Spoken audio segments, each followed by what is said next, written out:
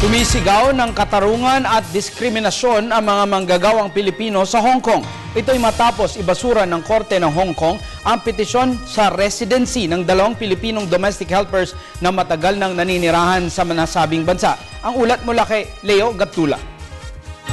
Hindi pinayagan ng Korte ng Hong Kong ang pagbibigay ng residency sa 2 Pilipinong domestic helper. 5 hukom sa Court of Final Appeal ang nagsabing hindi papayagan sina Evangeline Banao Vallejos at Daniel Domingo na manirahan ng permanente sa Hong Kong. Ito'y kahit na nanirahan na sila sa Hong Kong ng mahigit sa 7 taon. Ayon sa ruling, restrictive ang nature ng residence ng dayuhang domestic helper sa Hong Kong. Obligado raw na bumalik sa kanilang bansa ang mga dayuhang domestic helper kapag tapos na ang kanilang kontrata.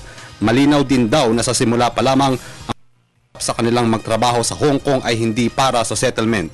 Sinabi naman ng isang abogado ng mga domestic helper na bagamat nire-respeto nila ang desisyon ng korte, hindi sila sang-ayon dito. It's regrettable that the opportunity has been lost on this occasion to strike a blow for equality and non-discrimination, and we will continue to struggle both inside and outside the court with our colleagues so that we no longer teach our children that there's such a thing as a second-class citizen and that we demean people based on their job, their gender, or their race. Kontrobersyal na isyu ang pagbibigay ng residency sa halos 300,000 domestic helper na karamihan ay galing sa Indonesia at Pilipinas. Sa labas ng korte, isang grupo ng mga migrante ang nagsabing isang uri ng diskriminasyon ang ruling ng hukuman. We fear that we will again be excluded.